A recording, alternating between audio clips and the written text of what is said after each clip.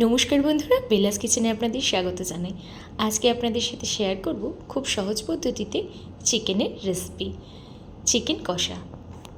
প্রথমে চিকেনটাকে ভালো করে ধুয়ে তাতে 1 চামচ ভিনিগার ও স্বাদ মতন লবণ মাখিয়ে 1 ঘন্টার জন্য রেস্টে রেখে দিতে হবে।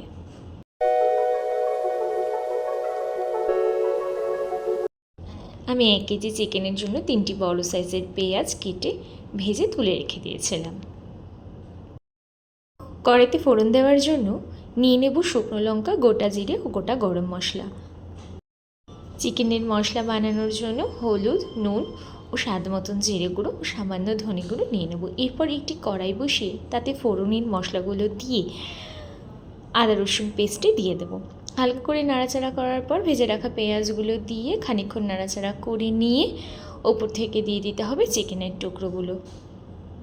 খানিকক্ষণ কষিয়ে নিয়ে ওপর থেকে ছড়িয়ে দেব লাল কাশ্মীরি মির্চ। হালকা করে কষে আসলে আগে থেকে ফেটিয়ে রাখা টক দই অ্যাড করে দিতে হবে।